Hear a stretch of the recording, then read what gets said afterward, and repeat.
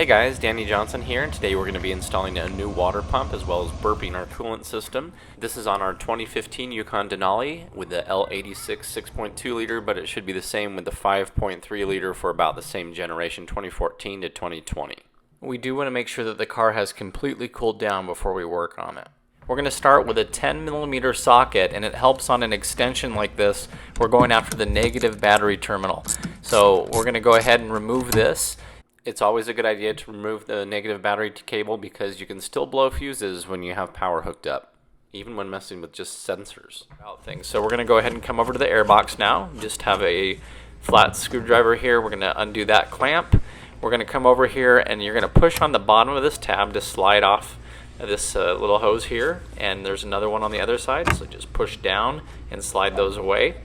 We now are going to undo the throttle body here, at least just where the intake connects to the throttle body. So another flathead screwdriver, we're just removing that. Now we can just slide this entire airbox off and out of the way. Okay, next we're going to go ahead after the serpentine belt, so a 1/2 inch breaker bar we're pushing down on the tensioner, and then we're just taking the belt off. We're going to slide it through and out, and then we're going to pinch and remove the alternator plug. And then next we're going to take a 13mm socket for our alternator. There was a little rubber boot that we pulled out of the way. We're just going to break this loose and take the nut off. Make sure the battery is disconnected like we did in the beginning. So we're going to go ahead and take this off and put the nut back on so we don't lose it. The alternator is just 2 of these bolts here, 15mm. So we're going to take off both of these, and they're very long bolts. They're in there pretty firm, and the alternator's pinched in there. So go ahead and remove these 2 bolts. The one on the left was really long, as you could see, and this alternator is going to be stuck in here pretty tight. It's almost pressed in to the bracket. So we're going to come and grab a pry bar and just give it a little bit of a pop here, and now we can walk the alternator out everywhere we can so we don't lose them. Now we're coming in here with our 13mm, and we have a ground there that we're removing. We have the bracket for the air conditioning that we're removing, and we have the air conditioning bolts themselves. So we're going to go ahead and remove the 2 bolts for the air conditioning system. So one is really long, comes right off that AC compressor.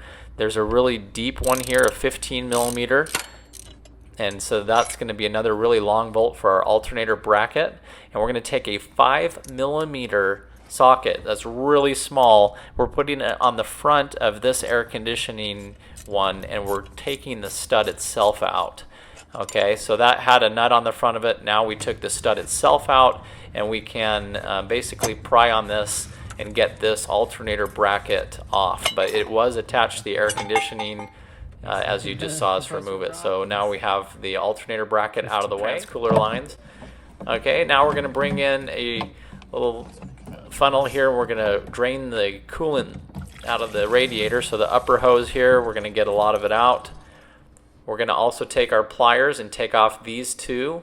This is for the water pump. We're trying to get as much coolant out of here as we can. Now these 2 lines that are leaving. This top one goes here. The left one goes here. Now we're going to go ahead and use a shop vac, and we're going to suck out as much coolant as we can. With our pliers coming up on the top where the thermostat is, we're going to pinch this little connector here and just remove that bracket off of it. So again, that's going into the thermostat. We're going to pop that hose off, get it out of the way. We're going to leave the thermostat on as we pull the entire pump out. There is another clip here for our coolant temperature sensor. You lift up on the tab. This one had broken previously, and then you pinch and remove it. Okay, we've got some more Christmas tree clips here that we're removing for the harness going across the front of the water pump. Then we have this nut right here that we're taking off for the stud. That's just a wiring harness bracket. There's another one on the very far end of the water pump as well. Now we're just working around the water pump everywhere we find a bolt for it. We're removing it, and we'll show you that in a minute. We're going to take off the lower hose here as well, and now we can remove the water pump. So just watch out for all of the bolts because there are some that are hidden down in there. So just follow the water pump itself all the way around. On the side of the water pump, there's also a bracket that was keeping it from coming out. So here's what the water pump looks like. There are 2 gaskets on the front that come right off. And next we used a shop. Next we're going to get our new water pump. And you know, I tried to put all the good parts back on here, and sure enough, this one showed up damaged. So we did our best with it. I was thinking about returning it or swapping the piece over from the old one, but we put a socket down here, bent it back out. So kind of sucks, but we probably should have claimed it. But we went ahead and put our gaskets on, so make sure that you do have the water pump gaskets. Still had some paint pen left, so we put it there. Went ahead and torqued these ones down. 216 inch-pounds or 18 foot-pounds.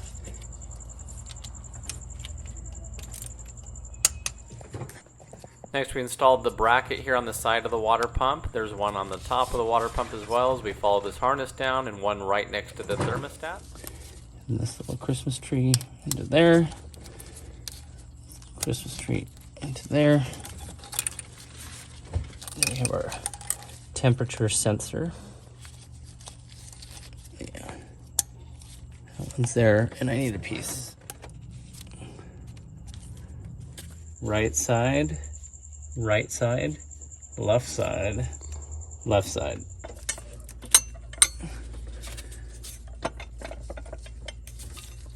Okay. I'm gonna lift the compressor up so it's here.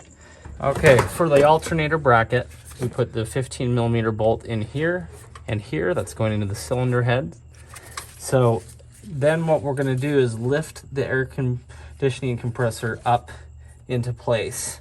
So we're going to lift it up first so the left side aligns. See how it has to go behind that. So here's our bolt. It's got to go in the front here and then into the back of that one there. Right here. Okay. That's good. Now for this stud, we have our nut off of it. We have a 5 millimeter socket that will go on the tip of this in order to put this in. So it's important that all of this isn't completely bolted down, so that there's enough wiggle room that this goes in and can still find that thread.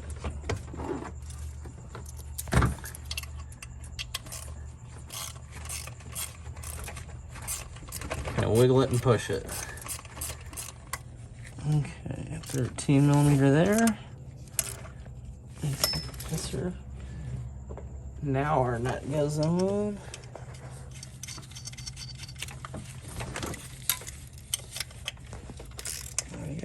AC compressors on. Now it came over to this ground here. This is going in towards the front of that alternator bracket. Here's another look at that bolt there for the ground, just so you know where that one was.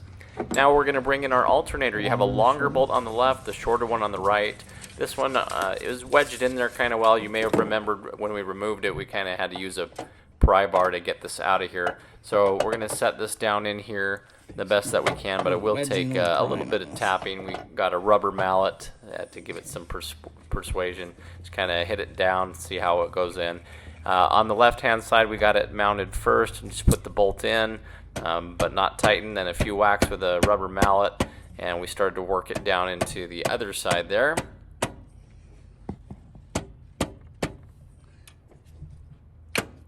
As we were whacking it, we were also pushing that bolt in, and eventually it found its way. So just be careful with it. You don't want to cross thread anything, but we got both of those bolts in. Now we had a bolt here on the side of the alternator bracket that goes to this bracket that holds the AC unit away from it. Then came through and plugged in our alternator. Now we'll tighten down our alternator power wire here. Again, make sure that the battery is not connected at this time. And there was a little lip on the side of that. We're going to start hooking up any of these coolant hoses that we can find that go back to the radiator. These are coming from the expansion tank, working their way over. We have this coolant line that's going down onto the thermostat. Now we'll put on the main serpentine belts. We're going to start on the water pump, then we're going to go down under the crankshaft, and then we're going to basically have it go over the crankshaft, and this is where we're going to slide it behind the tensioner. Now we'll pull it till it goes over the alternator. This is where we're going to bring in our breaker bar. This is the 1/2-inch drive one. So we'll go ahead and push this in. Now as we push it down, that releases the tension and gives us slack so we can put this over the alternator.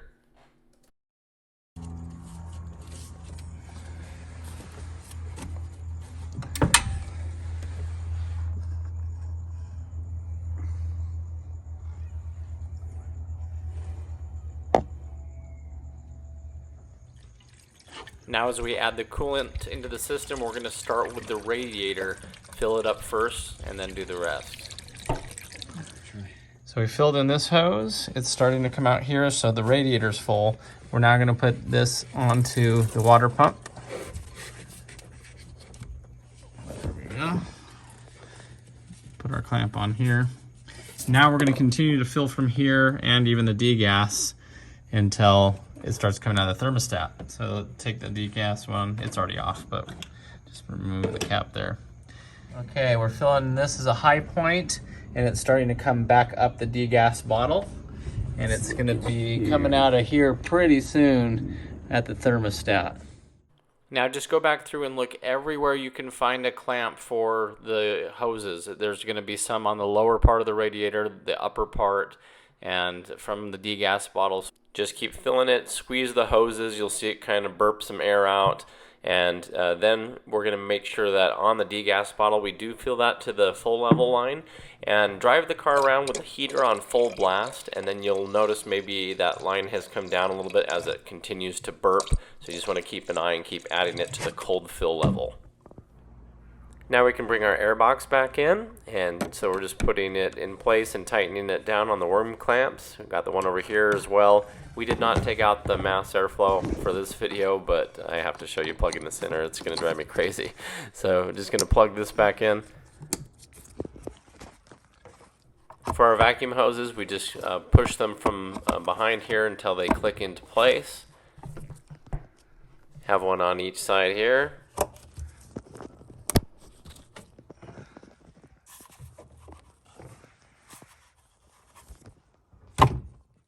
Now we'll reinstall the negative battery cable with our 10mm socket. Now we didn't remove the lower hose for the radiator, but there is a hose down there. We're just kind of looking anywhere we have our degas lines or other hoses to make sure that they're all attached and make sure nothing came loose during the process. I had to use 2 of the hose clamps on this one. You saw how it was bent, but it sealed pretty well. I'm going to go ahead and put our cap back on and drive the vehicle around until it gets up to operating temperature, again with the heat on full blast. That'll help burp the system. I'm